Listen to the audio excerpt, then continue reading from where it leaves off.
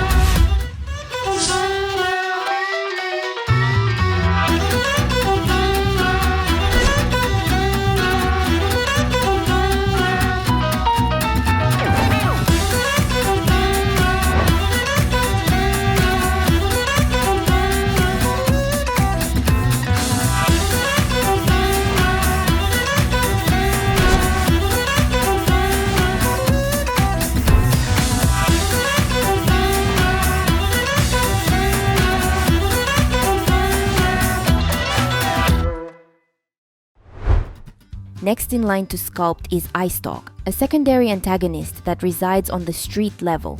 This entity first appeared in the game on August 10, 2025, and can usually be encountered around the 1,250 meter mark of progression. It takes the form of a birch tree wrapped in vines, covered with countless eyes that resemble Seek's eyes. As you progress, you may notice trees with black eye-like markings. Eventually, you'll stumble upon a camp with a log covered in eyes. That's when Eyestalk comes to life and begins a chase. During the chase, traps appear on the path, making it harder to escape. It's recommended to carry a flashlight to spot and avoid them. While the chase is active, all players become invisible, which makes navigation across the level easier. Once the chase ends, the Groundskeeper appears and slices Eyestalk in half with his scythe, saving the player. And now, the question for you. Would you be able to escape from Eyestalk if you found yourself inside the game?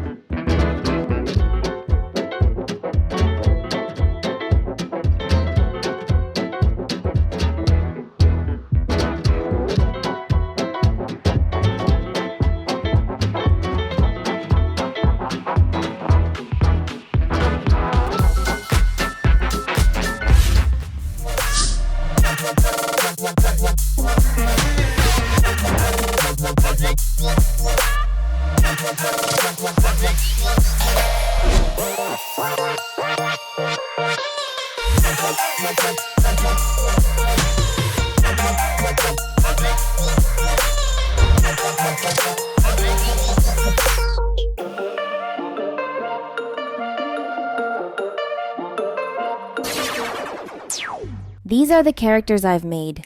Write in the comments which figure you liked the most and who you'd like me to sculpt in the next video. And don't forget to like and subscribe to my channel.